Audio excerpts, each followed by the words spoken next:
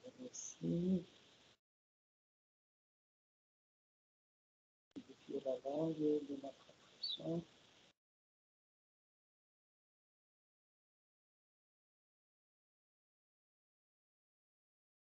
Voilà. Donc, bonjour. Bonjour à tous et à toutes. Nous sommes le 22 février 2022 dans ce cours de roman, littérature française roman. Bonjour Cynthia, Caroline, Anna, Amanda, Jeanne, Talif. Et donc le but du cours aujourd'hui, c'est de commencer à parler d'Annie Ernaux et de son livre L'événement. Et je partage déjà le PDF. Je vais vous montrer un petit truc de programme. Voilà, parce que nous avons 2 jours de prévu pour parler d'Annie Ernaux. Et c'est aujourd'hui le 22 et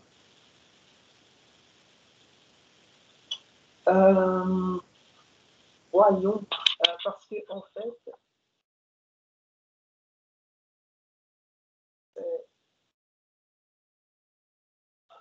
je vais vous dire un truc, parce qu'en fait, je pensais que on avait cours prévu pour aujourd'hui et jeudi prochain, après-demain.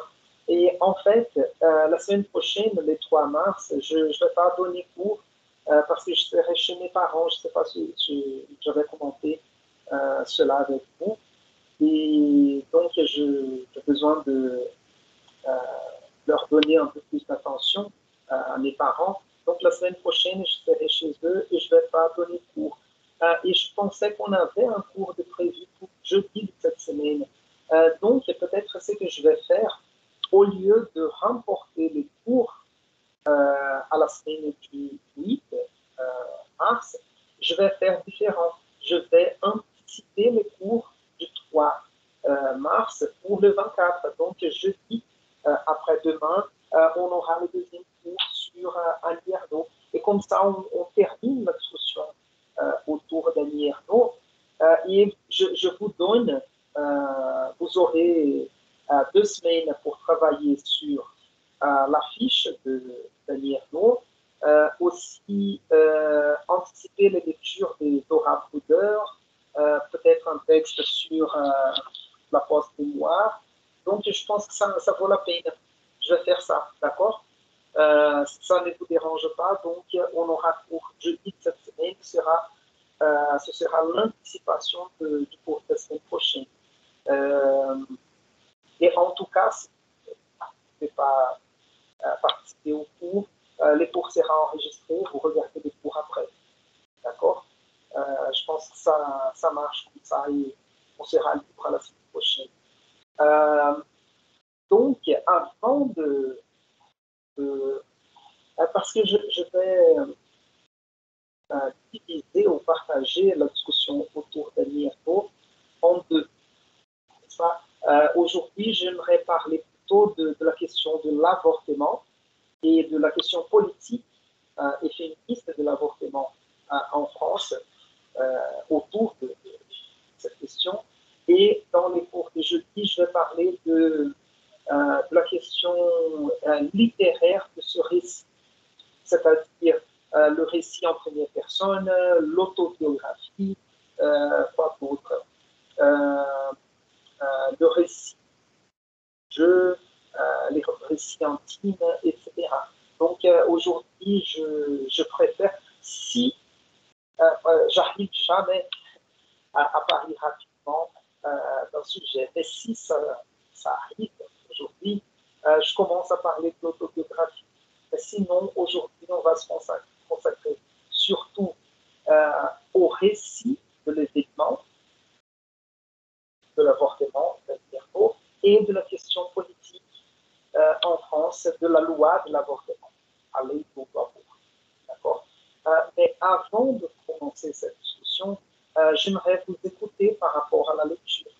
Je sais que Anna Karenina, par exemple, m'a dit que ça a été bouleversant la lecture de ce livre, que c'est assez poignant, c'est assez dur de dire. On peut utiliser le mot que j'ai défini avec Réjeune de déclencheur, n'est-ce pas? C'est un texte qui, pour certaines personnes, va avoir plusieurs déclencheurs psychologiques, etc. Surtout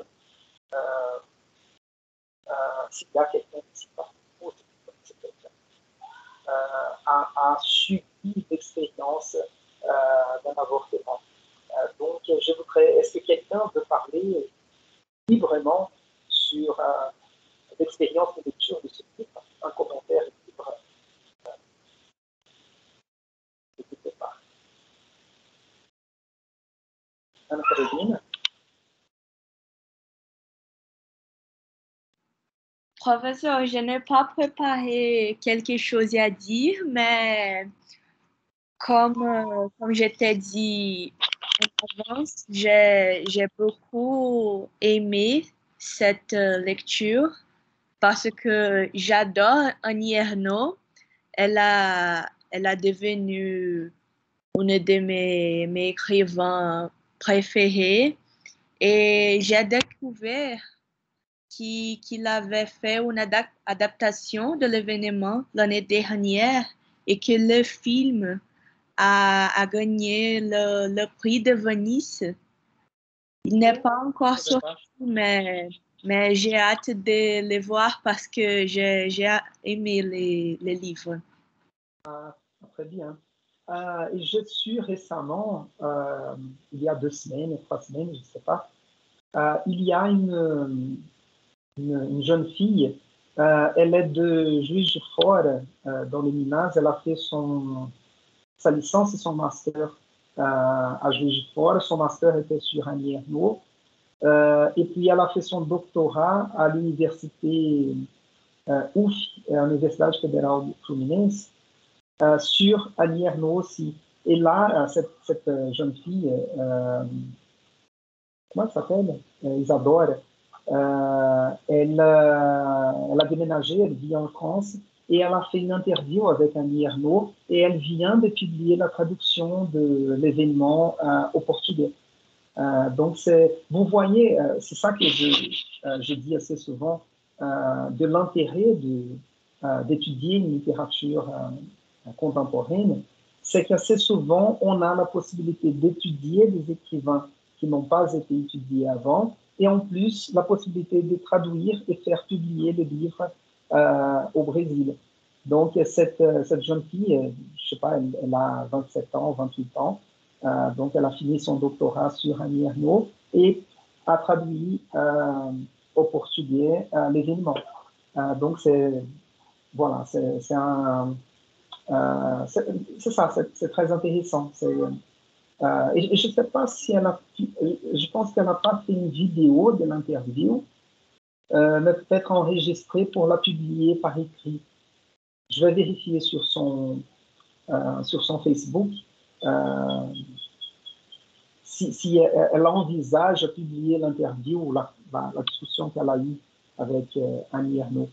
Et Annie Ernaux, elle est déjà un peu âgée, je ne sais pas son âge maintenant, peut-être 70 ans, quelque chose comme ça. Et je vous recommande aussi de regarder ces interviews sur YouTube. C'est aussi intéressant de voir. Donc, merci Anna-Caroline. Est-ce que quelqu'un d'autre veut partager l'expérience ou un commentaire? Anna-Caroline avait dit qu'elle n'avait rien préparé pour parler du livre, mais c'est ça en fait que je vous demande, de parler librement. Si vous avez un commentaire à faire sur le Réjeune.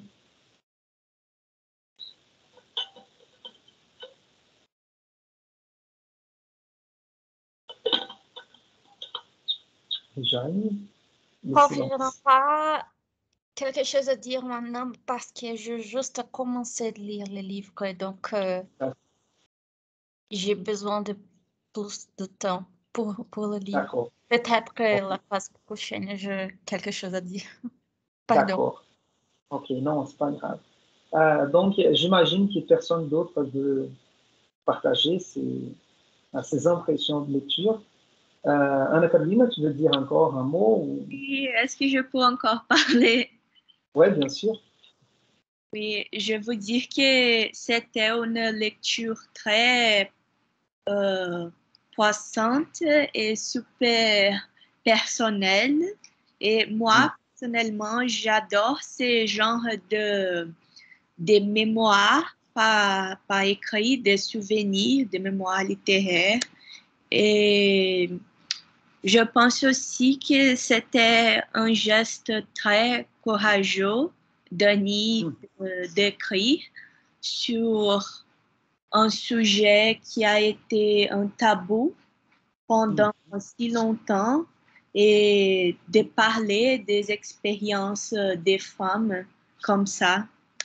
Oui, ouais, très bien. Et c'est ça, en fait, un peu dans la théorie de ces genres textuels, de l'autobiographie, l'autofiction, les mémoires, les témoignages, testimonios, d'accord? Il y a toujours ce côté de l'expérience exemplaire, n'est-ce pas? On ne va pas raconter une expérience banale, n'est-ce pas? C'est il y a toujours ce côté exemplaire. C'est une histoire digne d'être racontée et d'avoir ou d'attirer l'intérêt des autres, soit par la difficulté, la souffrance, mais aussi pour apprendre quelque chose aux autres. Mais il y a un autre côté, un côté, on pourra dire, intime de ce genre d'écriture, qui est du point de vue personnel, individuel, la façon de traiter un traumatisme ou d'essayer de résoudre une question personnelle avec soi-même. Vous voyez donc qu'il y a un côté social de ce genre d'écriture, c'est-à-dire l'expérience partagée avec d'autres personnes qui ont souffert, qui ont subi la même difficulté. Mais d'un côté personnel, c'est la personne qui cherche à résoudre une question personnelle, comme dans une psychanalyse, une séance de psychanalyse, ou une thérapie, comment je peux dire ça, la clinique, n'est-ce pas, psychanalytique, etc. Donc, c'est un côté personnel et un côté politique, social, n'est-ce pas? Parce que, comme Anna-Carolina vient de dire, c'est un geste courageux d'Annie Ernaux de parler ouvertement de cette expérience.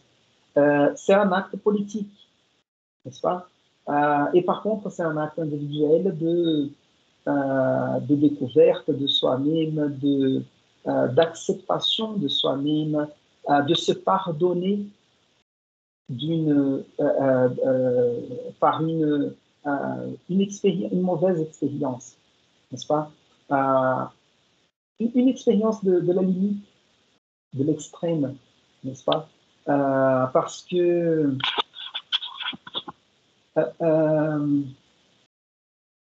c'est ça, en fait, l'avortement, il est tellement délicat parce qu'il joue avec la vie et la mort, n'est-ce pas? Et en plus, avec la vie et la mort d'un être qu'on a tendance culturellement de dire que c'est un être pur, innocent, etc.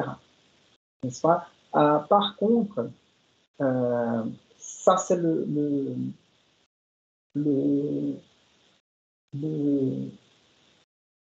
un commentaire général. Et par rapport à cette œuvre, je ne sais pas si vous avez cherché, le livre, si je ne me trompe pas, il a été publié en 2000 ou 2004. Je vérifie ici.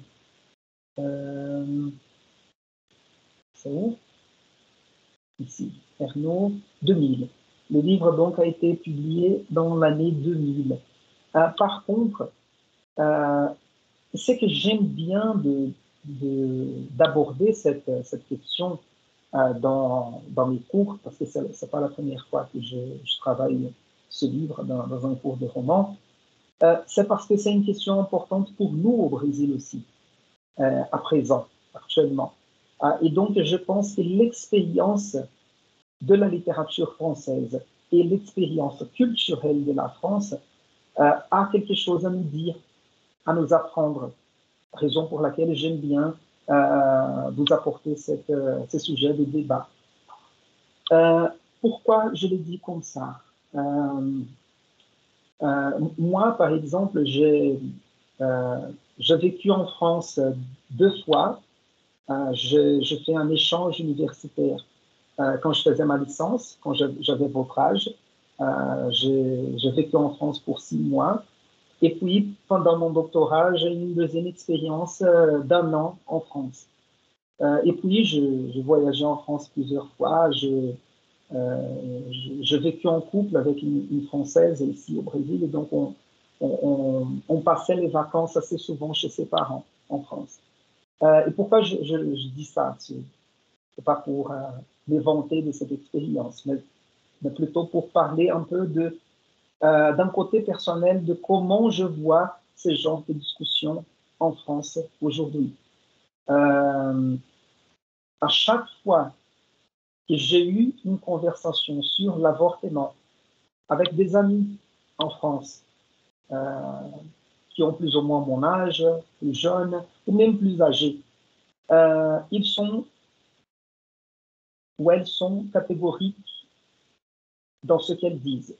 Elles vont dire que l'avortement, c'est un droit de la femme, c'est à la femme de décider ce qu'elle fait de son corps, etc. Donc, vous voyez que c'est une question qui est bien résolue dans la société française. Vous voyez, Anna-Caroline, je ne connais pas ce livre dont tu viens de parler.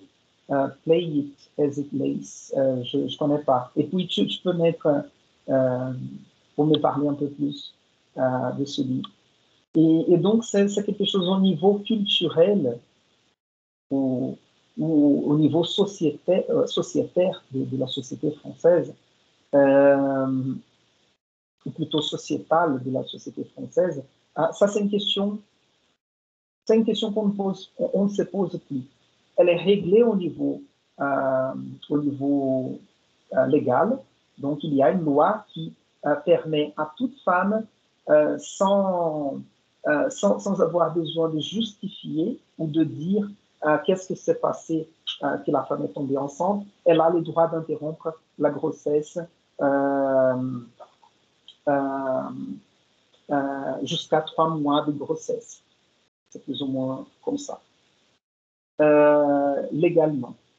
Par contre, la France a eu ce débat autour de la loi de l'interruption de la grossesse ou de l'avortement dans les années 70.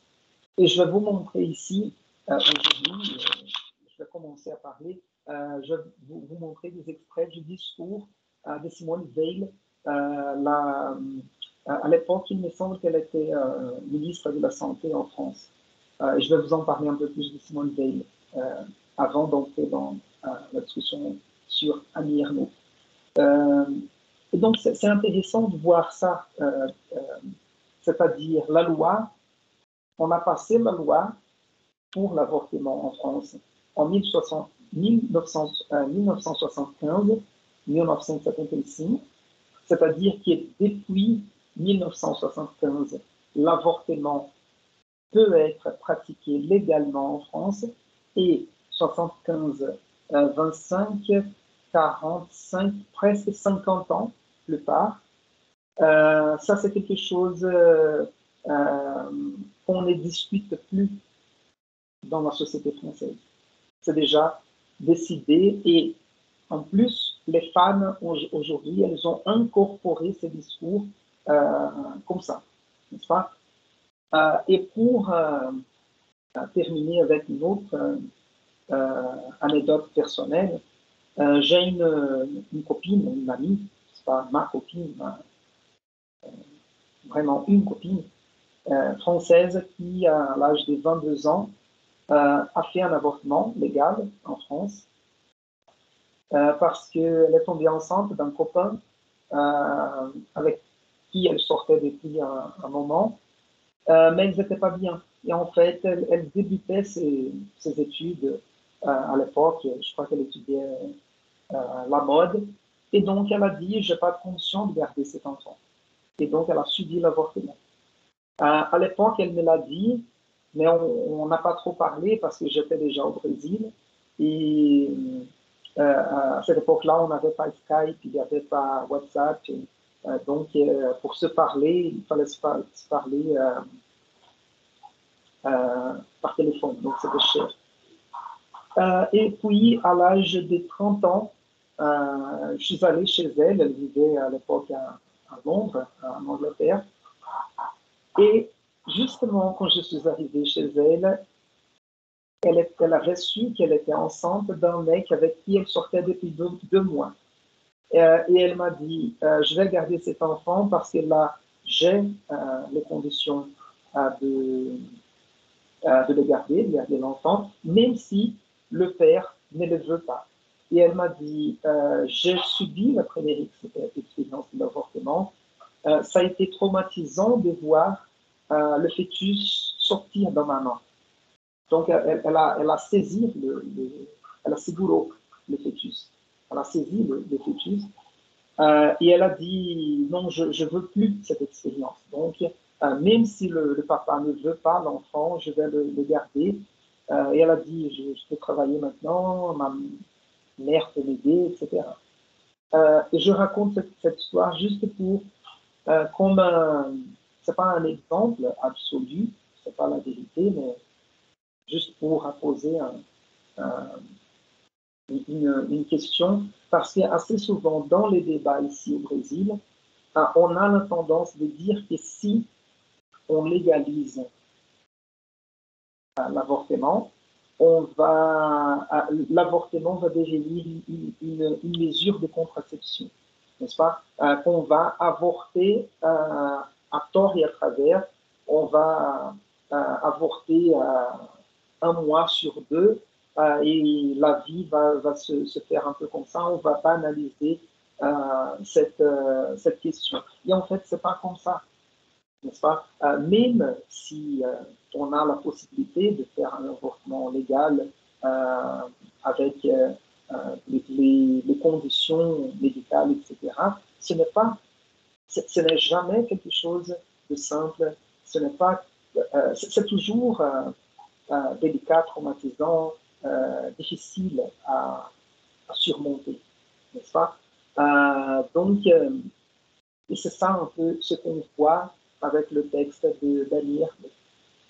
Donc, ce que j'aimerais faire comme introduction aujourd'hui au débat sur le texte de Daniel, c'est de vous apporter un petit peu le contexte de la loi de l'avortement. Et donc, vous voyez ici, je vais indiquer ça, les pages et les références, si vous voulez vous approfondir un peu dans le contexte de cette discussion. Donc ici, c'est la page 360. Ce livre-là, dont la couverture je vous montre, ce sont 2 volumes d'un livre très intéressant, Femmes et littérature, une histoire culturelle, sous la direction de Martine Reid. Et ce livre-là, c'est le 2e volume, donc c'est le 19e et 20e siècle. Et ici, à la page 360, nous avons un chapitre, ce chapitre 2, sur la cause littéraire des femmes dans les années 70. Donc c'est un contexte plutôt littéraire. On va parler de l'effet de la publication du 2e sexe de Simone de Beauvoir, à l'entrée dans le débat de Hélène Cixous et Monique Wittig. Ce sont les 2 féministes dont les textes j'ai travaillé avec vous quand je avant de travailler le texte de Djali Amadou Amal, c'est-à-dire quand je vous ai présenté les notions d'écriture féminine et féministe, etc. Donc ici, ça vous donne un bon contexte. Cet autre livre-là, je vais vous montrer la couverture. J'avais montré la couverture, c'est l'histoire du féminisme. Et il a cette section ici sur la question de la maternité. Le titre de cette partie, c'est le piège maternel. Et puis, je vais vous parler aujourd'hui en détail de Simone Weil. Est-ce que vous avez déjà entendu parler de Simone Weil? Pardon, Simone Weil. Parce que je vais écrire ici dans le chat. Anna-Caroline? Moi, Oui. je connais pas, professeur. Pardon? Je connais pas. Ah, Anna, tu connais pas. Et Anna-Caroline? Non, moi, je connais, mais je n'ai pas lu rien de Simone. D'accord. Weil. J'ai écrit ici dans le chat, il y a Simone Weil et Simone Weil. C'est très proche, c'est avec W ou avec V. Si je ne me trompe pas, Simone Weil, je crois qu'elle est allemande, si je ne me trompe pas. Je vais juste vérifier ici. Simone Weil. Je ne pense pas qu'elle soit française. Si, elle est française. Simone Weil. Simone Weil, en fait, avec W, elle est née à Paris en 1909. Donc, voilà, elle est plutôt une philosophe et militante des années 20-30 en France, avant la Deuxième Guerre mondiale. Et Simone Weil, avec W, par exemple, elle était plutôt communiste, militait pour la révolution prolétaire.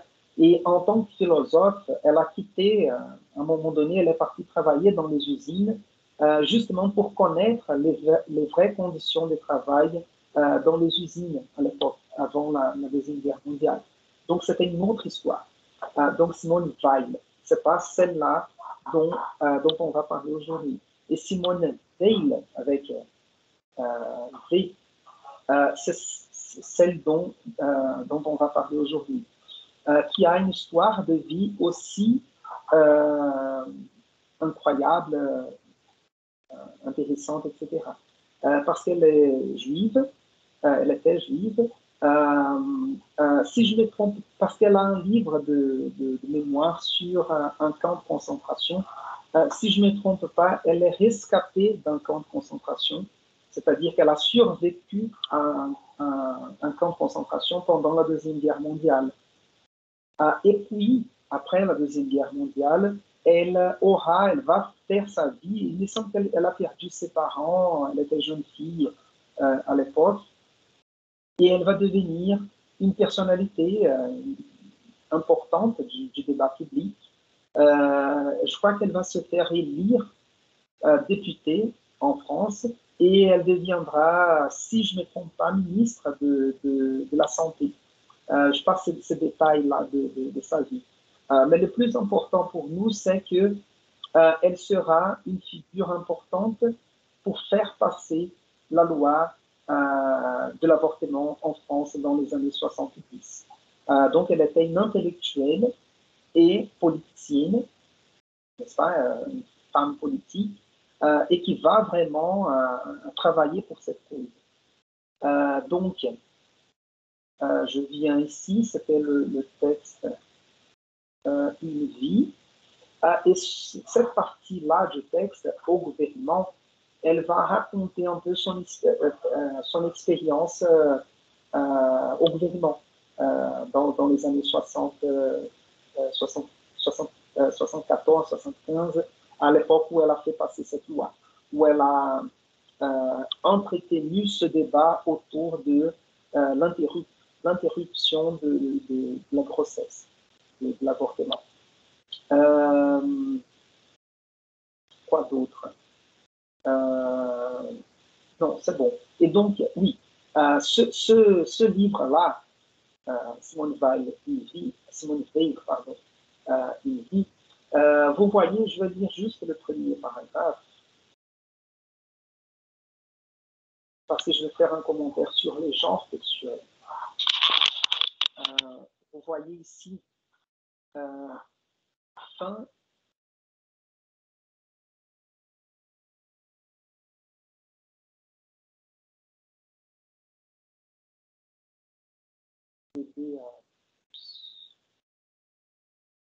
À m'accompagner dans la lecture.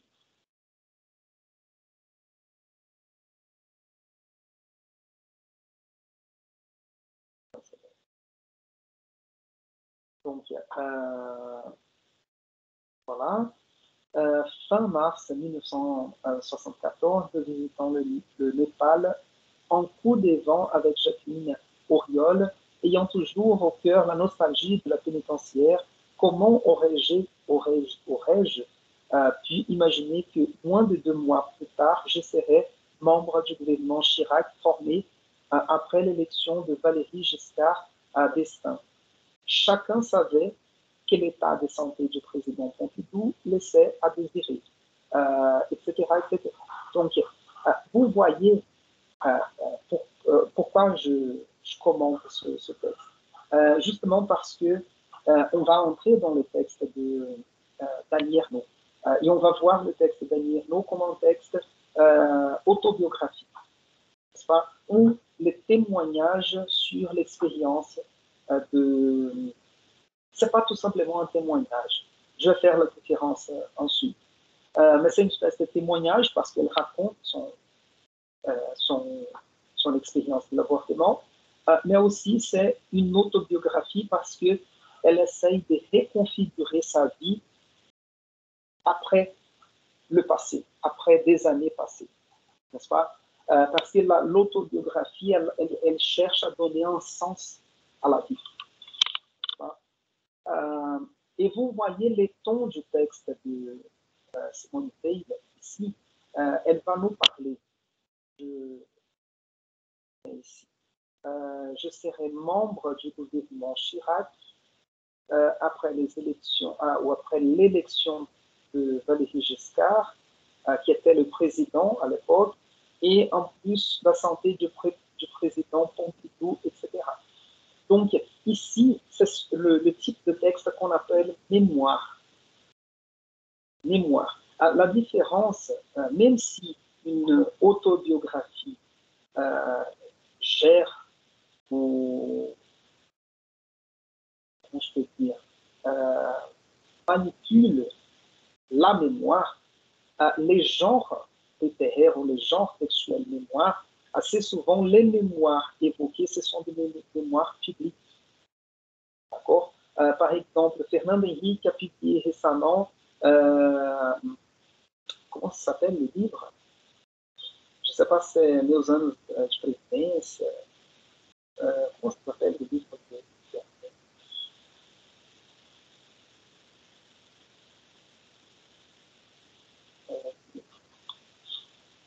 Juste pour vous donner le titre exact.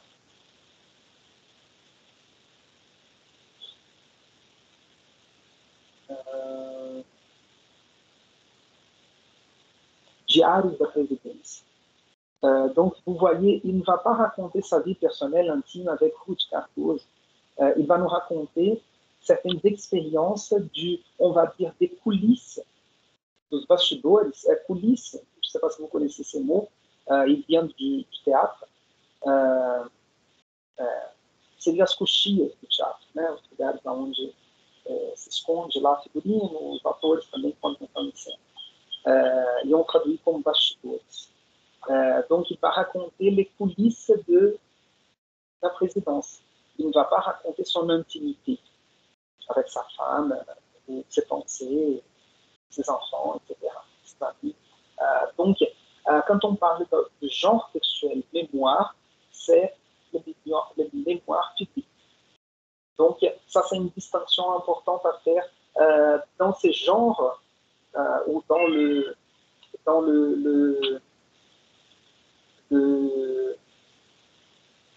tout ce tas de textes, littéraires autour de la question autobiographique, biographique, du jeu, n'est-ce pas, comme on peut dire l'écriture de soi, l'écriture du soi. Donc, vous voyez ce texte-là, je vais vous indiquer, vous donner la référence du texte, si vous voulez apprendre un peu plus sur le contexte politique dans lequel Simone Weil était insérée. D'accord? Parce qu'elle va raconter cette époque et cette époque. Ensuite, je passe à un autre texte ici, de Simone Weil. Ici. Donc, vous voyez, ça, c'est... Je vais montrer la couverture. Simone Weil, Mes combats, et il y a une préface de Robert Badinter. Les discours, ici, c'est la réunion d'une série de discours professés par Simone Weil dans plusieurs situations différentes. Et donc, dans cette section du livre, les combats pour l'émancipation des femmes. Je vous ai dit l'autre jour qu'on utilise le mot émancipation. Je vais vous demander une seconde si je vais faire entrer le chat.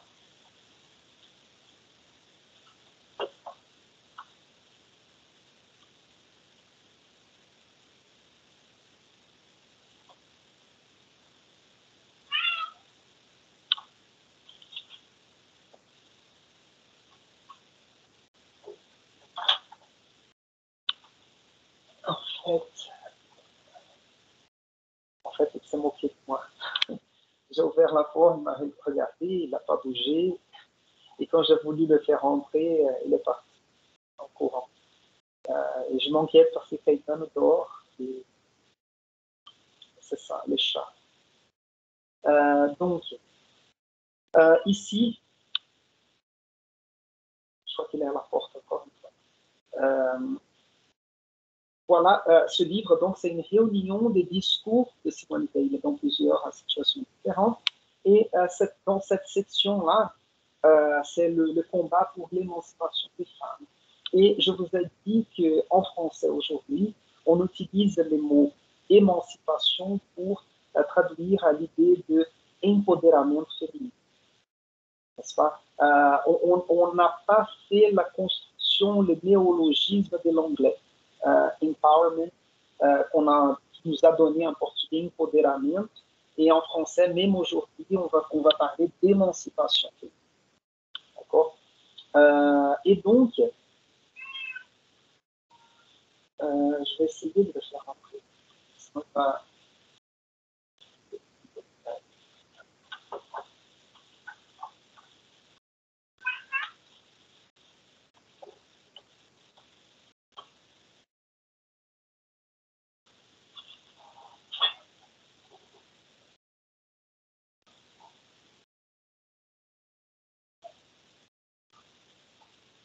a cara do mediante. Olha só. Ai, que gracinha. Ele quer fazer comentários também sobre a aula, professor. Quer. Aí daqui a pouco ele quer sair de novo. Olha lá, já está olhando para a porta. Tadinho. Il me fatigue. Et voilà, donc ici, j'ai les discours de Simone Weil à l'Assemblée française.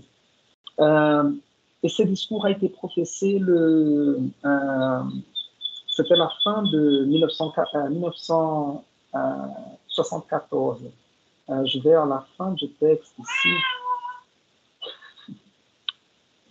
C'était le 26 novembre 1974, discours devant l'Assemblée nationale en France. Et ouais, je vais le faire sortir. Qu'est-ce que le chien?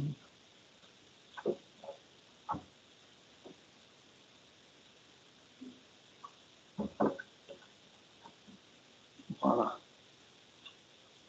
On verra si j'aurai de la paix ou pas.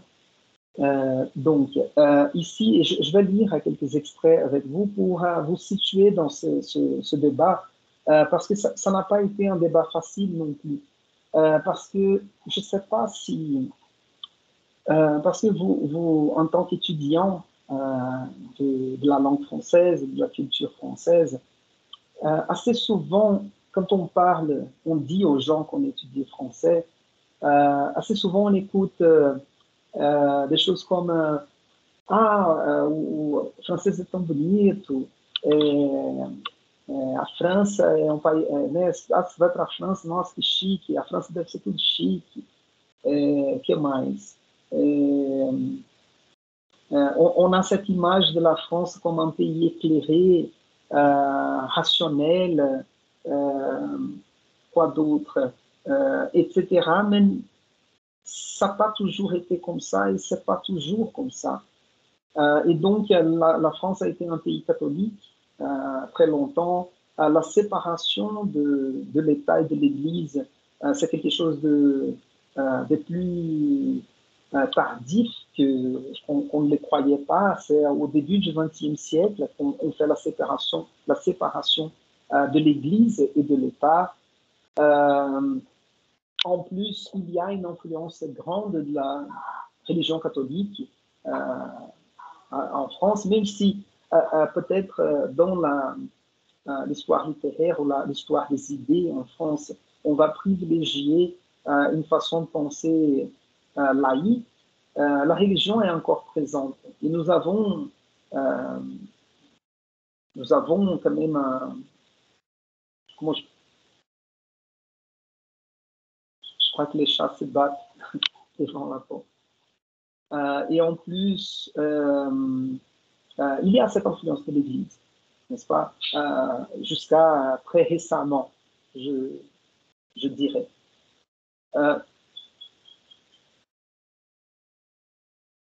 Non, je pense que c'est bon.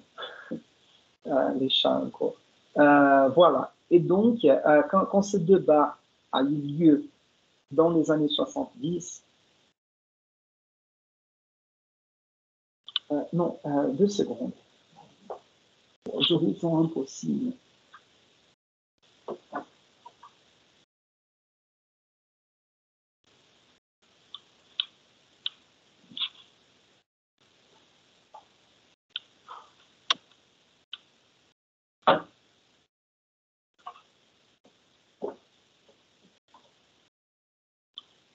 Parce que si le réveil Caetano, après, ça devient encore plus compliqué.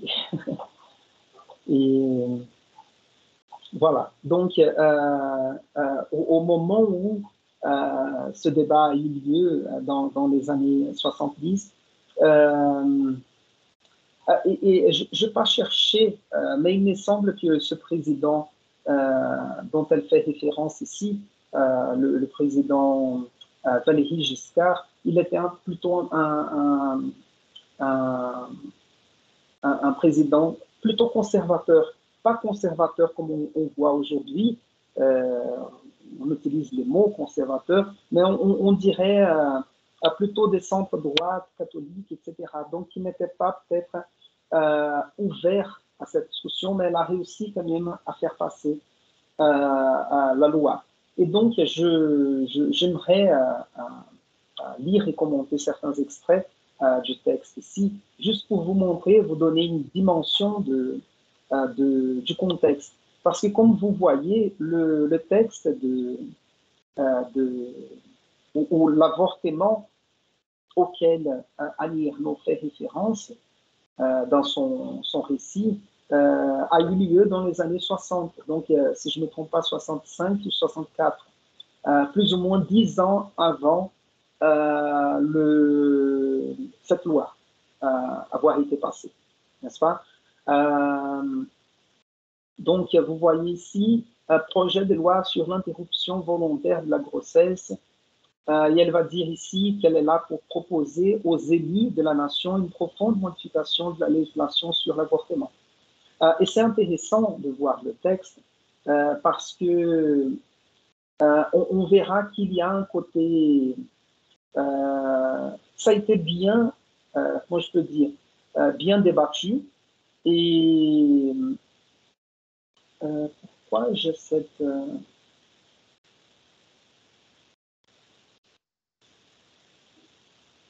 je voudrais changer la couleur ici.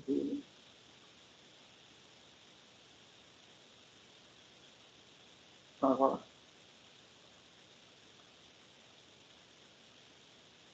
Voilà. Vous allez voir dans le texte comment il y avait un souci social, mais aussi elle va nous donner comment ils ont abordé la situation depuis plusieurs perspectives. C'est pas, vous voyez par le texte que c'est pas quelque chose qui a été vite fait. Não é uma coisa que foi feita rapidinho, correndo, pour faire passer la loi. Pour le président, donc l'objet de ce projet, c'est de mettre fin à une situation de désordre et d'injustice et d'apporter une solution mesurée et humaine à un des problèmes les plus difficiles de notre temps. Voilà, ça c'était l'introduction.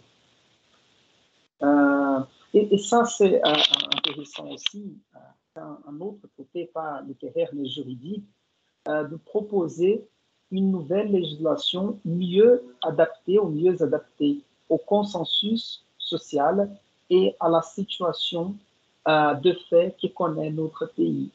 C'est ça qui est intéressant parce que assez souvent, on pense les droits, le direito, comme, je ne sais pas, les lois à suivre, n'est-ce pas? Mais il y a un côté sociologique de la loi, c'est-à-dire que assez souvent la loi, elle représente d'une certaine façon la façon de penser d'une société. Elle reflète une façon de penser ou de concevoir l'organisation sociale d'une certaine société, n'est-ce pas? Parce que, pourquoi je l'ai dit? Parce que, comme ici, le cas de l'avortement en France dans les années 70, la loi existante, elle ne suffisait plus au mode de vie de l'époque. Donc, elle le dira ici, de proposer une nouvelle législation qui est mieux adaptée au consensus social. C'est-à-dire que les consensus sociaux avaient changé. Et quand on regardait la société française, on voyait que les gens supportaient la modification de la loi. Il y aura toujours des conflits, des gens qui sont encore pour la loi ancienne et des gens qui seront pour les changements de la loi. Par contre, il y a dans les sociétés démocratiques cette idée de la votation et on décide si on change la loi ou si on ne change pas. Et surtout, normalement basé sur la majorité des votes, n'est-ce pas? Même si pour cette question de l'émancipation féminine et du droit à l'interruption volontaire de la grossesse, il faut se demander si il faut ouvrir le débat à d'autres personnes qui ne sont pas concernées. C'est-à-dire, pourquoi on demande, par exemple, des députés hommes de voter pour ou contre une loi qui concerne le corps de la femme? C'est une question à se poser aussi, n'est-ce pas? Est-ce qu'il faut être démocratique à ce point de demander aux hommes si les femmes doivent ou ne doivent pas, ou si elles peuvent ou ne peuvent pas interrompre une grossesse? Parce que dans la plupart des cas, quand la grossesse n'est pas souhaitée, quand la gravidez non indésejada, assez souvent le père s'en va et il laisse l'enfant avec la mère. Et dans une situation pareille, pourquoi les hommes sont concernés à voter, par exemple, n'est-ce pas? Donc c'est une question qu'il faut se poser dans ce sens-là. Mais ce que je disais, c'est que quand la loi ne représente plus un mode de pensée, il faut provoquer le débat dans la société pour faire changer la loi. Et c'est d'où ce discours-là de Simone Weil vient. Ça. Voyons ici.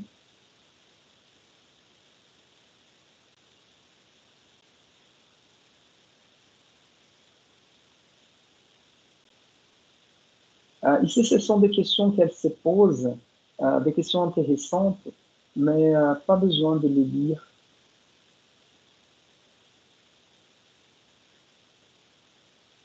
Non, ça va. Et puis, ici, c'est une des questions, en fait, une des raisons qu'elle établit pour faire passer la loi de permettre l'avortement légal, parce que elle dit ici, on ne peut empêcher les avortements clandestins et on ne peut non plus, j'avance, appliquer la loi pénale à toutes les femmes qui seraient passibles de ces rigueurs. Donc ici, en fait, elle part d'une constatation dans laquelle il y avait les avortements clandestins en France, n'est-ce pas? C'est-à-dire que les nombres, la statistique montre qu'ils avaient plus de 300, je crois 300 000 avortements clandestins en France à cette époque-là. C'est-à-dire que c'est interdit légalement, mais on ne peut pas empêcher les femmes de le faire, n'est-ce pas? Donc, et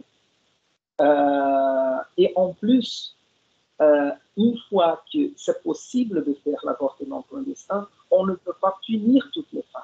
Raison pour laquelle elle dit il y a une situation établie dans laquelle il y a plusieurs avortements clandestins. En plus, on ne peut pas punir toutes ces femmes. Donc, il faut changer la loi pour réadapter la loi à une pratique sociale, n'est-ce pas?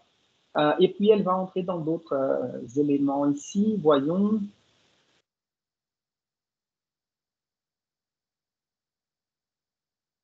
Ici, elle va parler de médecins qui enfreignent la loi aussi parce qu'ils pratiquent l'avortement clandestin dans leur cabinet.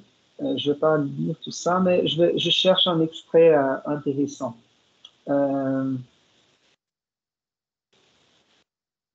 Voilà, ici. Vous voyez comment elle aborde la question d'une façon sociologique et psychologique qui est intéressante, pas seulement comme un projet de loi, c'est-à-dire d'une loi qu'il faut passer. Donc, parce qu'en face d'une femme décidée à interrompre sa grossesse, ils savent, les médecins, qu'en refusant leur conseil et leur soutien, ils la rejettent dans la solitude et l'angoisse d'un acte perpétré dans les pires conditions, qui risque de la laisser mutilée à jamais. Ils savent que la même femme, si elle a de l'argent, si elle sait s'informer, se rendra dans un pays voisin ou même dans certaines cliniques et pourra sans encourir aucun risque ni aucune pénalité mettre fin à sa grossesse. Donc, ce qui est intéressant ici, c'est que le contexte, c'est exactement le contexte que nous vivons au Brésil aujourd'hui, n'est-ce pas? Une femme, si le médecin refuse d'interrompre sa grossesse, il va rejeter la femme dans une solitude et dans une angoisse, et assez souvent, elle va faire l'avortement clandestin sous les risques de se faire mutiler, n'est-ce pas? Puis, il dit ici, en plus, que s'il s'agit d'une femme qui a de l'argent, elle va partir dans un pays voisin, parce qu'à cette époque, il y avait des pays voisins à la France qui permettaient l'avortement légal, ou faire dans certaines conditions en France avec des médecins qui le faisaient par l'argent, avec une certaine sécurité, je dirais. Et puis, elle dira ici, je l'ai dit avec toute ma conviction, l'avortement doit rester l'exception. l'ultime recours pour des situations sans issue, sans saída, né? Comment les tolérer sans qu'ils perdent ce caractère d'exception, sans que la société paraisse l'encourager? Donc, vous voyez que dans son horizon de soucis, no horizonte dela de preocupações, il y avait cette question de comment légaliser l'avortement sans donner l'impression que ce qu'on fait, c'est encourager les gens à le faire. Non. Donc, c'est rendre l'avortement légal, mais en même temps, avec toute une discussion pour comprendre cet acte comme un acte d'exception. Comme je disais tout à l'heure, ce n'est pas faire de l'avortement une mesure quelconque de contraception, uma medida qualquer contraceptiva. Ici, aucune femme ne recourt de gaieté de cœur à l'avortement.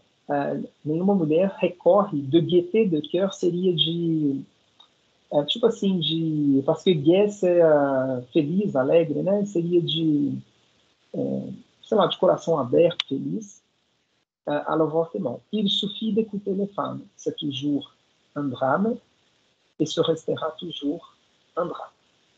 N'est-ce pas? Et puis, elle dit qu'il faut instituer des mesures de dissuasion. Et elle raconte ici dans les discours quelles sont ces mesures pour essayer de convaincre ou de dissuader la femme à subir l'avortement. Et si, même après tout ça, elle est convaincue qu'elle veut l'avortement, elle aura les conditions.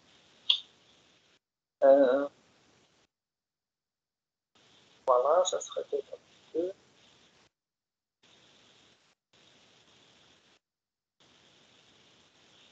Non, ça va.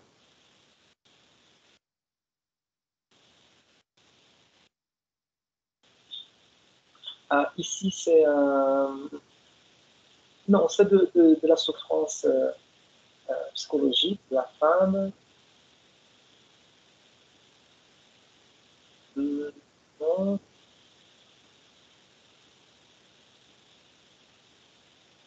Ah oui.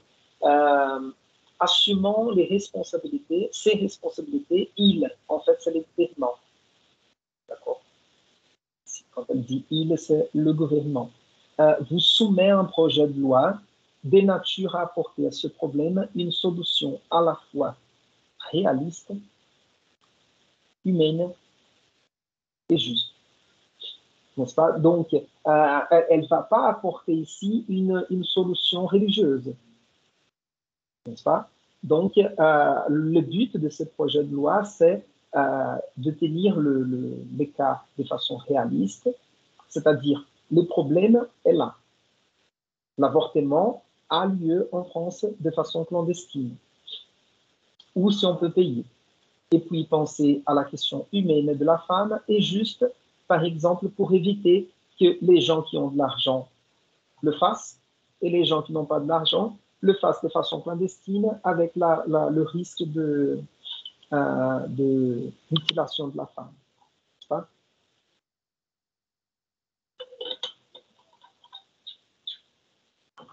Et avançons.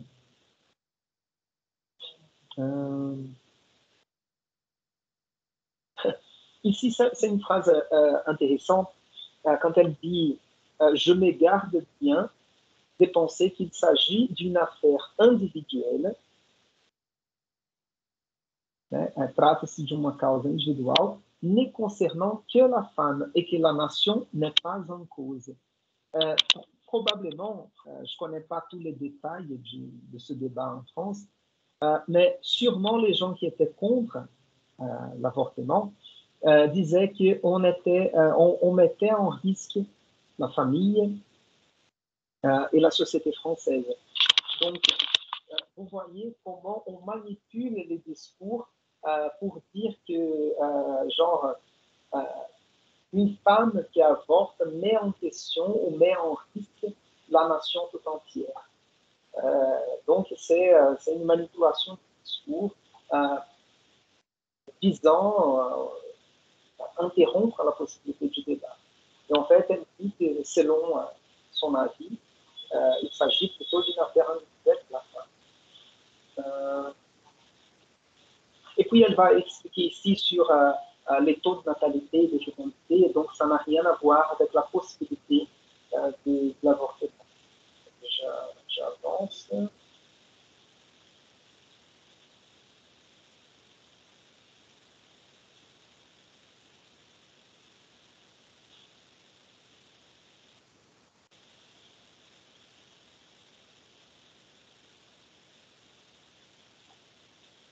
Ici, c'est la question de la promesse de vie de l'embryon. Vous voyez que ça s'est touché aussi dans les débats. Donc, cette promesse de vie qui porte en elle la femme. Je me refuse à entrer dans les discussions scientifiques et philosophiques dont les auditions de votre commission ont montré qu'elle posait un problème insoluble. Plus personne ne conteste maintenant que sur un plan strictement médical, l'embryon porte en lui toutes les virtualités de l'être humain qu'il deviendra. En fait, quand on dit ici, l'embryon porte en lui définitivement toutes les virtualités de l'être humain qu'il deviendra, c'est-à-dire l'embryon, il est un être humain en potentiel. N'est-ce pas? Si on le permet de se développer, il va devenir un être humain. Si on ne le permet pas, donc il s'arrête là sous la forme d'un embryon. Les virtualités, parce que les qualités de l'être humain n'existent qu'en puissance, existent en potence, c'est-à-dire en possibilité. Mais il n'est pas encore qu'un devenir qui aura surmonté bien des aléas, des difficultés avant de venir à terme un fragile chaînon de la transmission de la vie. Et puis, elle va expliquer ici qu'en fait, on dit tout ça, mais même si on donne toutes les conditions pour la formation et développement de l'embryon, assez souvent, nous avons des cas de faillite, c'est-à-dire que l'embryon ne vient pas à terme pour des raisons naturelles aussi, n'est-ce pas?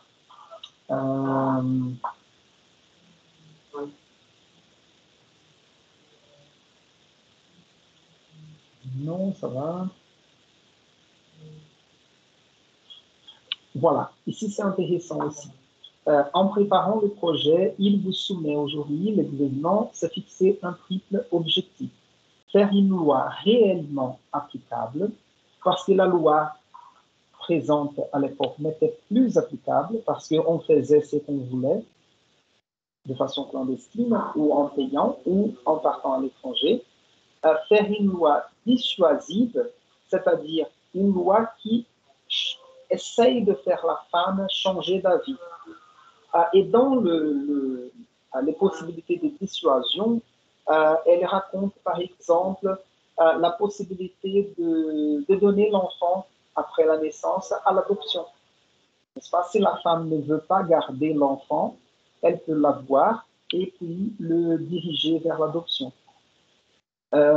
Et une loi protectrice de la femme, des médecins, etc.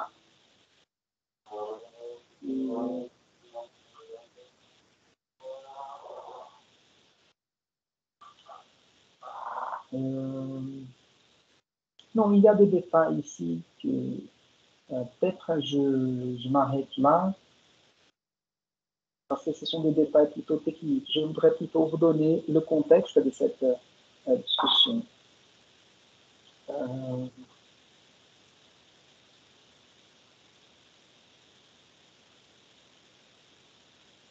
Et en fait, une des choses, c'est que selon le projet de loi et selon ce discours de Simone Veil, elle dit que pour qu'on arrive à dissuader une femme d'avorter, il faut plutôt passer par elle-même que par un comité, par exemple, qui vont décider à sa place. N'est-ce pas? Parce que si la femme n'est pas concernée dans la décision, elle ne va pas accepter de bon gré une décision d'un groupe de médecins ou de politiciens ou d'un juge, un juiz qui décide se ela pode abortar ou não, n'est-ce pas? Pensez par exemple au cas de la jeune fille ici au Brésil l'année dernière ou avant-dernière qui a été violée. Elle était 2 secondes, je vais rentrer l'autre chat.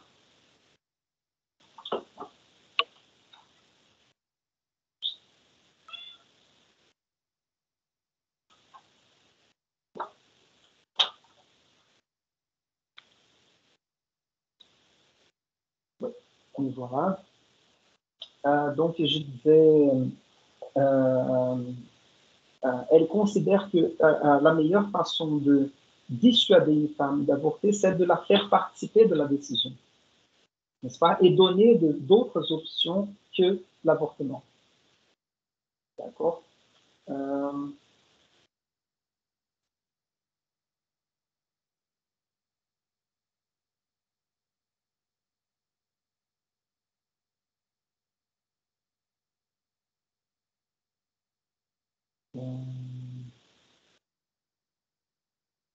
Voilà.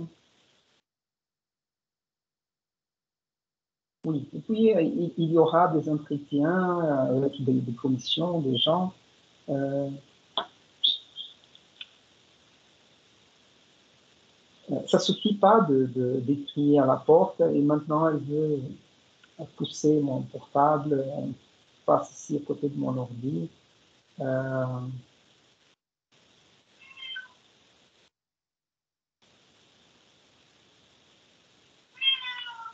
2 secondes, je vais faire rentrer l'autre chat. Je suis désolé, aujourd'hui c'est impossible.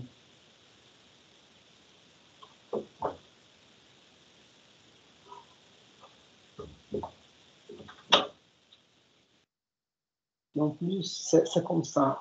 Si un sort, l'autre veut sortir aussi. Et si l'autre entre, l'autre veut entrer aussi. Donc, c'est la misère. Et publicité de propagande. Non, ça va, je pense que c'est bon. C'est bon. Oui, c'est bon. Et on arrive bientôt à la fin. Ah non, oui, c'est la dernière page. Ici, elle fait une citation de Montesquieu. Et Montesquieu, comme vous savez, c'est celui qui a écrit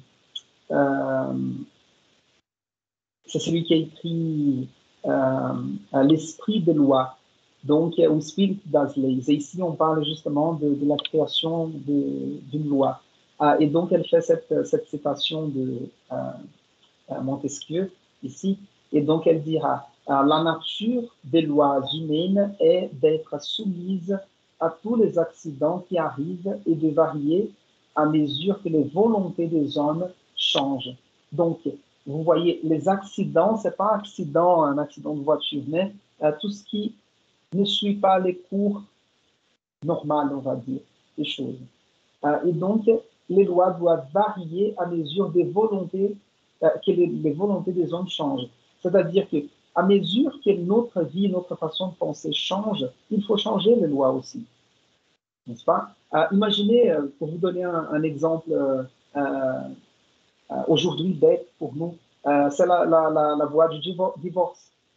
Pensez que, par exemple, quand j'étais petit, et là je viens d'avoir 40 ans, j'écoutais quand j'étais petit assez souvent des parents ou ses amis dire, et assez souvent ça concernait une femme, a fulana é desquitada. E era assim, pejorativo mesmo, né? Et vous voyez que cette loi, à cette époque, a lei do desquite, a mulher não se via livre do marido. N'est-ce pas? Elle avait des restrictions pour se marier encore une fois. Donc c'était, d'accord, on te permet de ne plus vivre avec ton mari, mais tu ne seras pas libre comme avant non plus. Et donc, après, on a changé la loi et nous avons aujourd'hui un divorce qui garantit les mêmes droits aux hommes et aux femmes. et ça peut venir aussi d'une initiative de la femme aussi. Donc, vous voyez que c'est inconcevable aujourd'hui pour nous de penser à l'impossibilité d'une femme de se divorcer de son mari ou de rester liée à son mari pour un motif légal. N'est-ce pas? Il ne vit plus avec son mari, elle n'a rien avec lui, n'a rien de plus avec son mari, mais quand même, elle restait liée à son mari.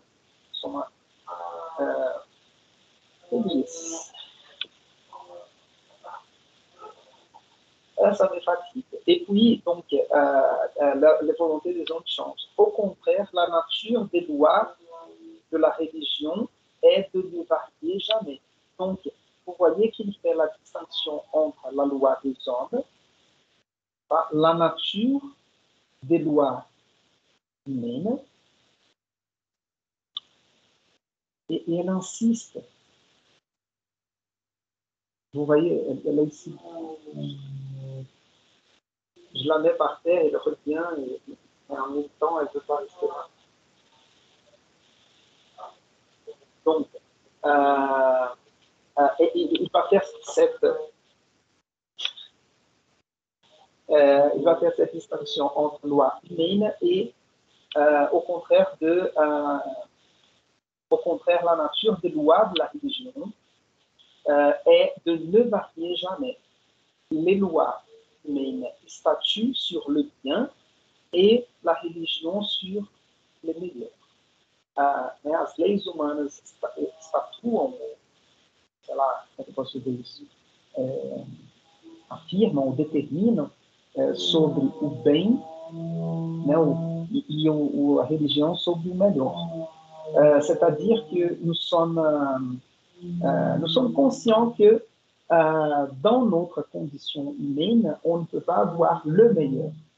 Et parfois, on accepte le bien comme la possibilité que nous avons, n'est-ce pas? C'est plus ou moins de penser le meilleur comme la perfection. Comme on ne peut pas avoir la loi parfaite, on a la loi qui est possible.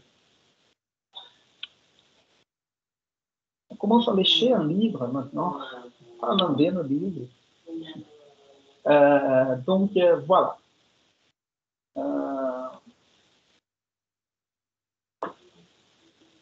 Voilà, c'est bon. Et je termine la présentation de cette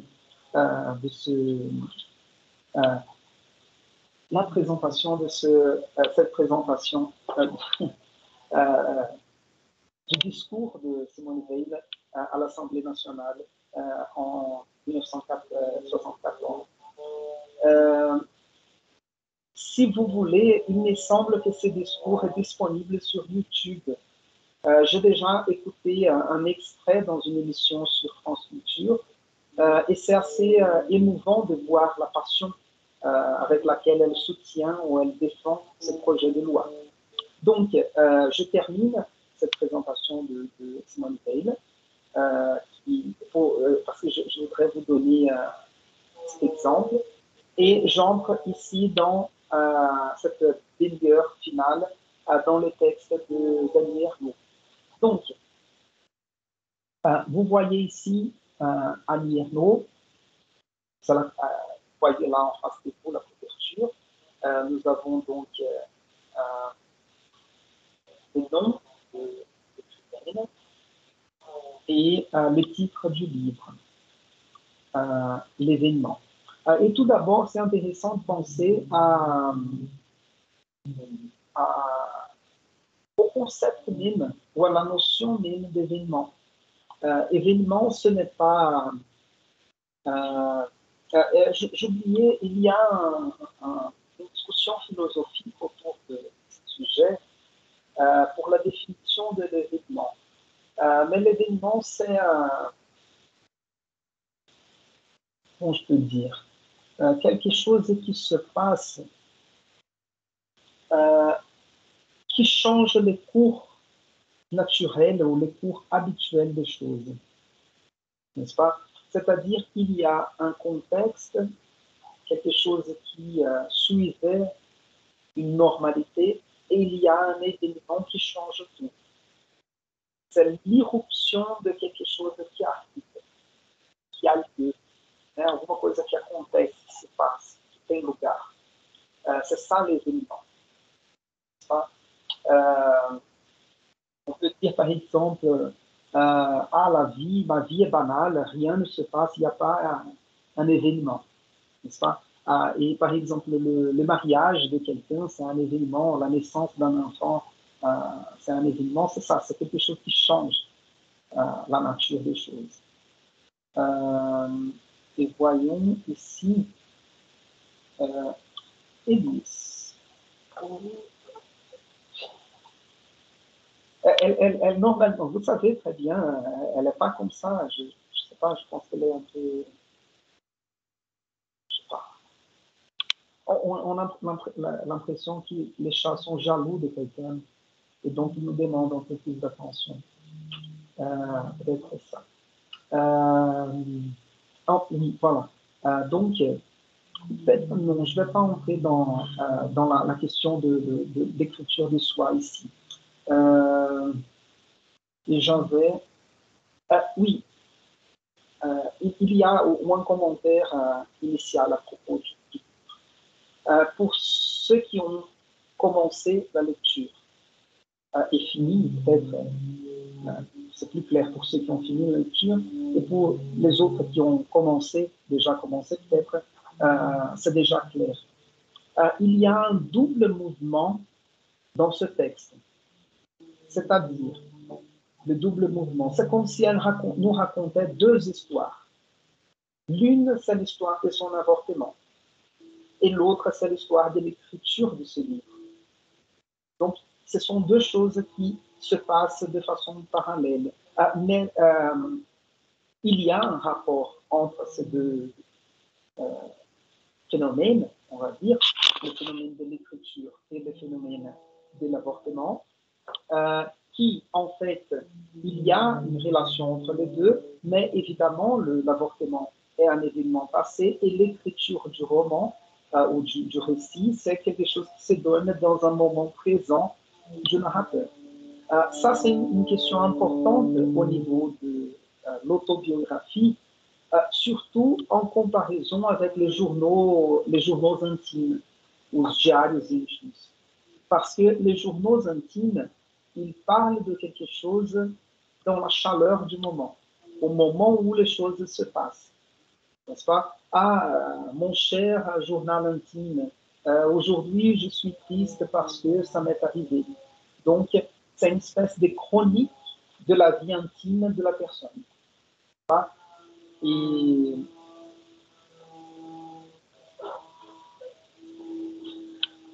je suis désolé. Donc, c'est une chronique de la vie intime de la personne, c'est-à-dire au moment où se passent les choses. Donc, il n'y a pas une prise de distance. Il n'y a pas une distance de l'événement vécu. Não tem essa distância do evento vivido.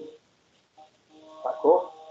Et s'il n'y a pas la distance de l'événement vécu, il n'y a pas non plus une réflexion à propos de l'événement vécu. Anna Carolina, c'est très intéressant la manière dont elle fait la séparation entre les deux histoires en utilisant les parenthèses. Exactement. On est capable de voir ça dans le texte. Ça, c'est une marque de ce texte, n'est-ce pas? Parce que ce n'est pas toute autobiographie qui va se faire de cette façon. Il y a certains livres, elle va sauter sur moi maintenant. Il y a certains livres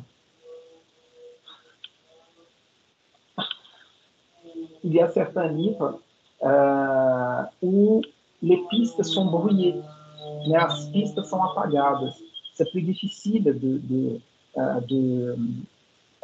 distinguer les moments de l'écriture et les moments de l'expérience vécue, n'est-ce pas? Et ici, elle essaye de laisser clair ça, n'est-ce pas?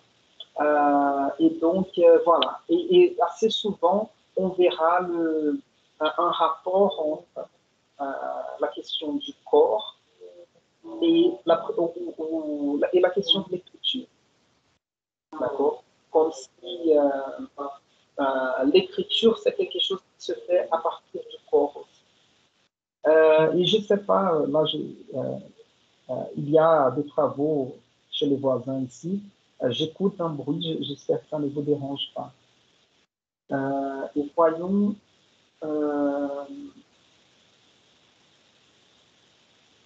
Oui.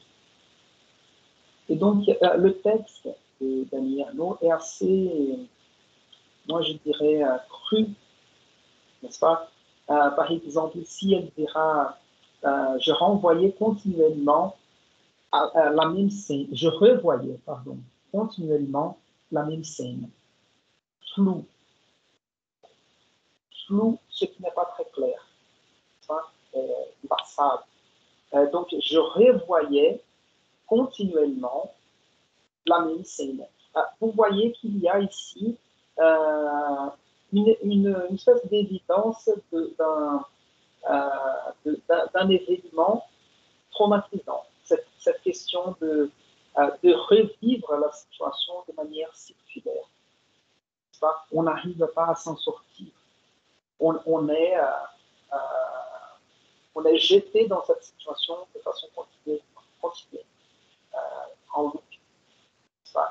La même scène floue d'un samedi et d'un dimanche de juillet, les mouvements de l'amour, l'éjaculation, c'était à cause de cette scène oubliée pendant des mois que je me trouvais ici. L'enlacement et la gesticulation des corps nus me paraissaient une danse des morts. Il me semblait que cet homme que j'avais accepté de recevoir avec lassitude n'était venu d'Italie que pour me donner le sida.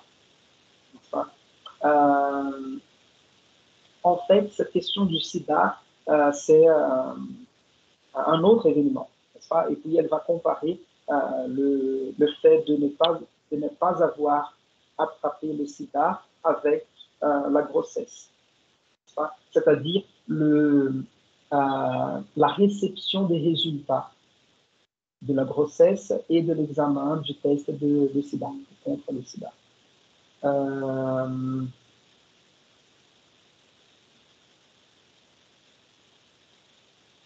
Ici, c'est juste un commentaire que j'ai fait. Je vais déplacer cette boîte. Voilà. J'aime bien cette réflexion qu'elle fait. Je pensais qu'il n'y aurait jamais aucun rapport entre le sexe et autre chose. Et j'ai mis ici dans la petite boîte ma réflexion comme si le sexe était une fin en soi, n'est-ce pas? C'est-à-dire que là, avec le risque de la grossesse, elle voit un rapport du sexe avec une autre chose, c'est-à-dire la conception de la vie. N'est-ce pas? Raison pour laquelle, je ne sais pas, certaines personnes pour des questions religieuses disent qu'ils font le sexe juste pour des raisons de reproduction, n'est-ce pas? Donc vous voyez qu'il y a un but, il y a un objectif du rapport sexuel. Et en fait, ici, elle fait cette réflexion qu'elle ne s'était jamais rendu compte qu'en fait, il y a un rapport entre le sexe et quelque chose d'autre.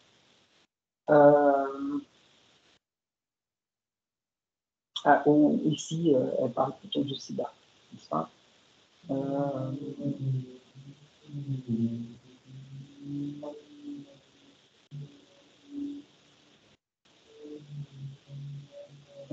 Puis l'attente de règles.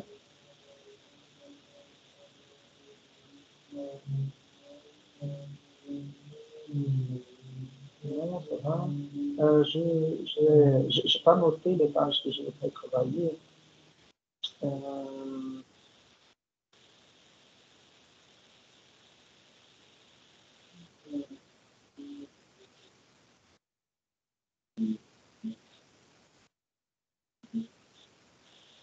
Ici aussi, c'est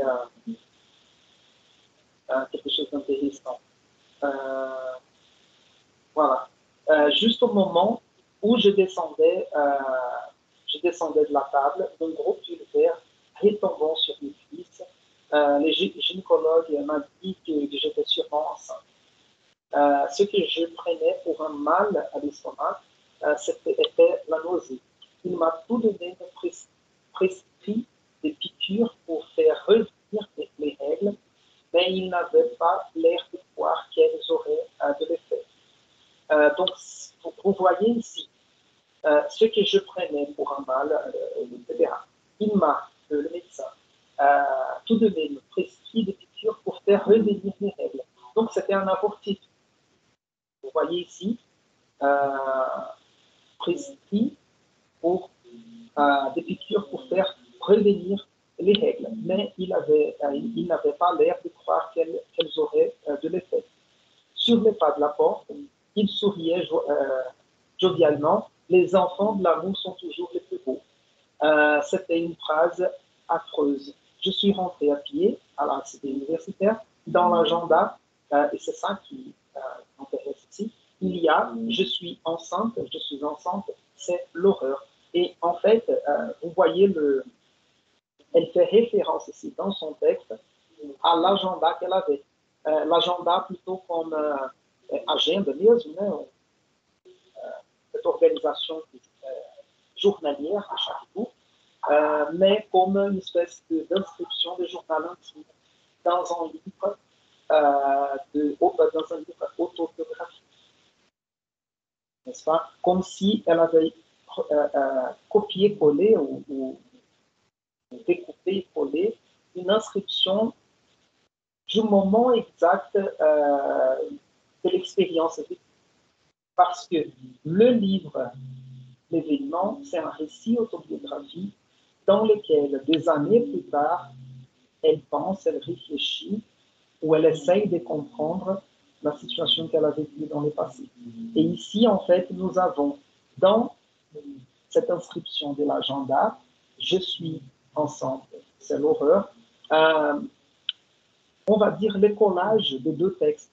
É uma colagem de dois textos. O texto da agenda,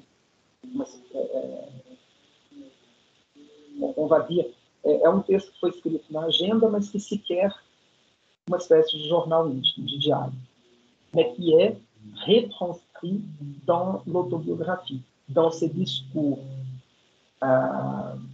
des années plus tard, dans lesquels elle réfléchit sur son expérience du passé. Vous voyez?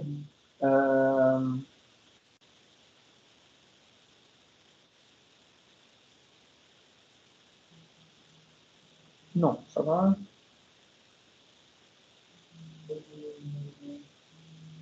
Oui. Je change. Je déplace la blague ici. Oui. Et ça, c'est. En fait, je vais entrer dans cette question. De retour à Rouen, j'ai téléphoné au docteur N qui m'a confirmé mon état et annoncé qu'il m'envoyait mon certificat de grossesse. Je l'ai reçu le lendemain, accouchement de mademoiselle Annie Duchesne, prévu le 8 juillet 1964. Je vis l'été, le soleil, je déchirais le certificat. En fait, oui. Et la même ville, oui, de Madame Bovary. Et en fait, ici, mademoiselle Annie Duchesne. Je ne sais pas si, parce que le nom Annie Duchesne, c'est son nom de jeune femme. Encore, vous voyez, je vous ai donné tout à l'heure l'exemple de la loi du divorce, et pensez à cette... je ne sais pas si parmi vous ici, il y a celles qui sont déjà mariées, et on utilisait assez souvent cette référence ici en portugais, au nom du solteiro, et le mari ne change jamais le nom, et en France, on disait le nom de jeune fille. Mais ce qui est intéressant ici, c'est que nous avons le nom de jeune fille de Annie Ernaux, et par contre, ce qui m'intéresse, c'est l'inscription Annie, parce que dans une autobiographie classique comme on verra le concept ou la notion de figure plus jeune, il faut avoir cette coïncidence entre l'écrivain, le narrateur et les personnages. Et on demande, ça c'est une confirmation de plus, si le nom sur la couverture du livre est cité dans le texte. Et ici, nous avons le prénom d'Annie écrit explicitement dans l'intérieur du texte, et non seulement dans la couverture. C'est un aspect technique de la autobiographie, mais ça fait partie quand même de tout cela, de ce genre de texte, n'est-ce pas? Et voyons. Vous voyez, c'est un.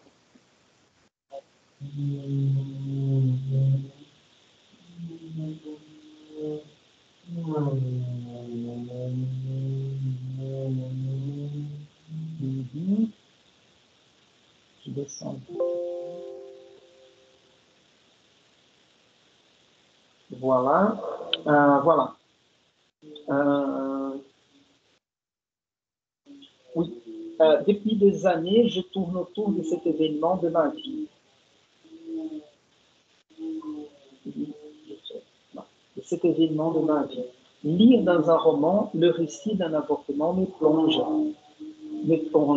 dans un saisissement sans image ni pensée, comme si les mots se changeaient instantanément en sensations violentes. Est-ce que vous m'écoutez bien? Parce que là, j'écoute le bruit du voisin. Oui, prof. D'accord. Et vous voyez ici, un saisissement sans image ni pensée. Et elle explique, voilà, je ne vais pas tout finir. Depuis des années, je tourne autour de cet événement de ma vie.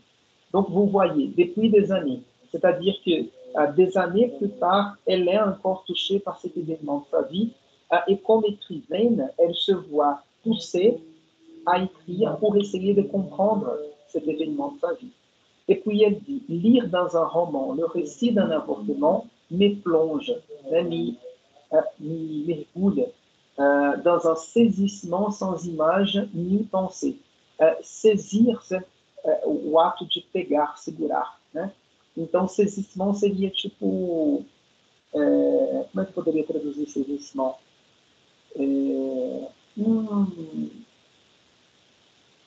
Abarrotamento, sei lá, ser tomada, né? Sans image ni pensée. Vous voyez, ça c'est quelque chose que moi j'aime bien. Quand elle dit, ici c'est presque une théorie psychologique dans ce paragraphe. Me plonge dans un saisissement sans image ni pensée. Image et pensée sont des représentations possibles d'un événement vécu, ou imaginé, ou peu importe. Mais ce sont des représentations. Par exemple, quand vous dites... je vais vous donner un exemple littéraire.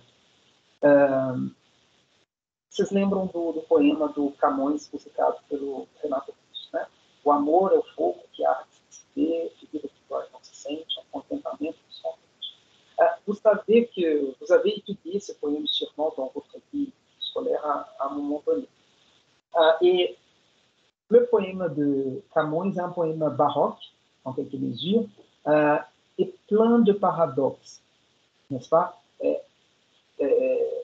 Ferida que dói, não se sente, contentamento descontente, é o fogo que arde, sem se ver, né? Je me trompe pas. Vous voyez qu'il utilise de ces paradoxes pour essayer de représenter ce qui est l'amour. C'est-à-dire qu'il crée des images, parce que ce qu'il utilise ici, ce sont des images. É um contentamento descontente. É uma imagem. É um paradoxo, mas não deixa de ser uma imagem. Conflitual, paradoxal para um sentimento tão difícil de ser explicado. N'est-ce pas? Mais et le poème se suit comme ça. Et vous voyez que dans le récit, elle dit qu'à chaque fois qu'elle lit un récit d'un avortement, elle est plongée dans cette sensation, un saisissement sans image et sans pensée. Et pensez par exemple, oui, l'avortement, c'est l'interruption d'une grossesse pour une raison quelconque. Vous voyez que je suis en train de penser sur un avortement. Mais en fait, elle est saisie par une sensation qui n'a pas ni image, ni pensée possible. Donc, elle est incapable de décrire la sensation qu'elle expérimente. Elle est incapable de dire de façon rationnelle ou même de façon poétique, parmi les images. Comme si les mots s'échangeaient instantanément en sensations violentes. Vous voyez qu'il y a une traduction instantanée des mots qu'elle lit dans un récit en sensations violentes. Ah, ça, c'est une espèce de définition du traumatisme. N'est-ce pas? Par exemple, vous rencontrez une personne avec qui vous êtes tombé amoureux ou amoureuse et vous ressentez les jambes trembler. Donc, c'est une traduction physique, corporelle, de quelque chose de nature psychologique. N'est-ce pas? Et en fait, ici, c'est une traduction des mots directement en sensations physiques violentes. Et ensuite, nous avons ici. Il y a une semaine, j'ai commencé ce récit sans aucune certitude de le poursuivre. Donc, vous voyez qu'ici, la narratrice raconte le moment présent de l'écriture, ou presque présent. Il y a une semaine, je commençais ce récit sans aucune certitude de le poursuivre. Je voulais seulement vérifier mon désir d'écrire là-dessus. Un désir qui me traversait continuellement à chaque fois que j'étais en train d'écrire le livre auquel je travaille depuis 2 ans. Donc, vous voyez qu'elle était en train d'écrire un autre livre, mais elle était poussée à écrire sur cet événement de sa vie.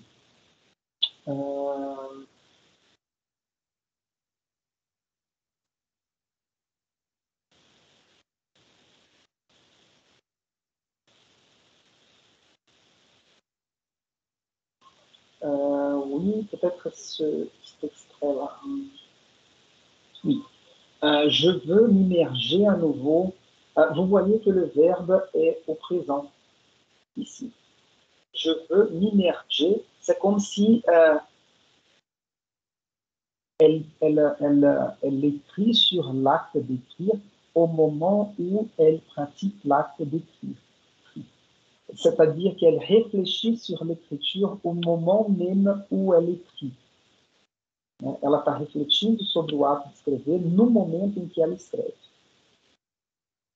Je veux m'immerger à nouveau dans cette période de ma vie, savoir ce qui a été trouvé là.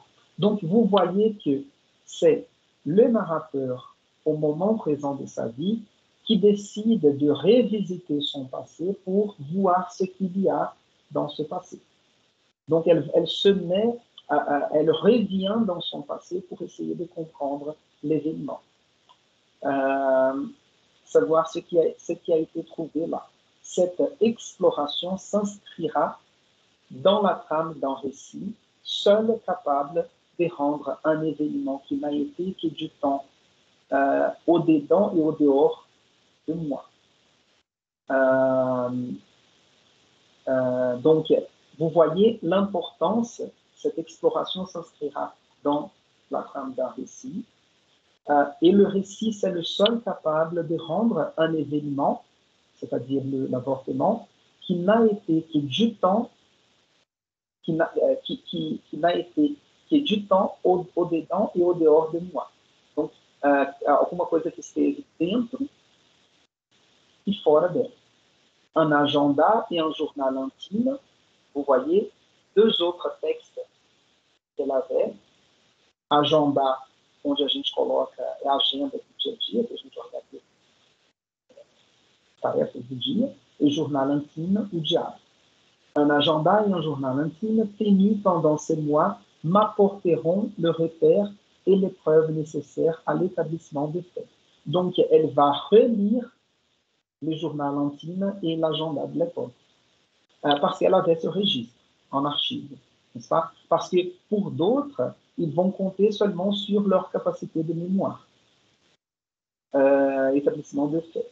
Je m'efforcerai, vous voyez, c'est un projet d'écriture. Cette exploration s'inscrira, je m'efforcerai par-dessus tout de descendre dans chaque image jusqu'à ce que j'ai la sensation physique de la rejoindre. C'est presque une régression, n'est-ce pas? De la rejoindre et que quelques mots surgissent dont je puisse dire c'est ça. D'entendre à nouveau chacune de ces phrases indélébiles en moi, dont l'essence devait être alors si intenable, l'essence, chacune des phrases dont l'essence devait être si intenable qu'elle n'est pas capable de tenir, de saisir, de prendre, d'accord? Ou à l'inverse, si consolant que les pensées aujourd'hui, de submergeant de dégoût ou de douceur. Donc, en plus, je vais faire ça comme mon devoir à moi pour jeudi. Je vais séparer les extraits, je n'avais pas fait ça, les extraits dans lesquels elle décrit ou elle raconte ou elle mentionne l'avortement en tant que tel. J'aimerais passer par ces descriptions avec vous, qui sont assez réalistes, assez crues, je dirais. Et donc, pour aujourd'hui, c'est ça, on peut terminer là. Donc, j'ai oublié que je parlais bien. Donc, j'ai introduit le contexte des années 70 autour de cette loi d'avortement en France. Par contre, vous voyez que même l'expérience de Daniel a été avant que la loi soit passée. Par contre, vous voyez comment ça reste, je ne vais pas dire un tabou tout simplement, mais ça reste une expérience traumatisante de la vie extrême. Même si on donne, ce n'est pas le cas de Daniel, mais même si on donne des conditions pour un avortement, ce n'est jamais quelque chose de banal. Parce que comme toute expérience de la vie extrême, elle joue avec la vie et la mort. Donc, est-ce que vous avez des questions à me poser ou c'est bon? On continue. Je dis la discussion.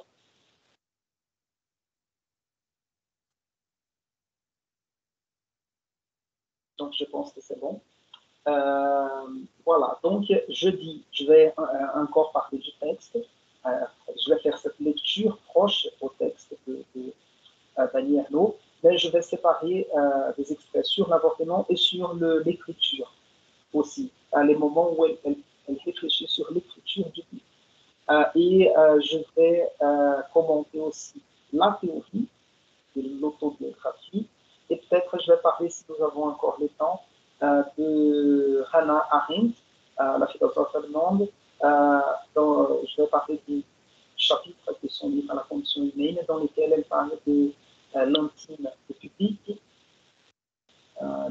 le privé, l'intime. D'accord?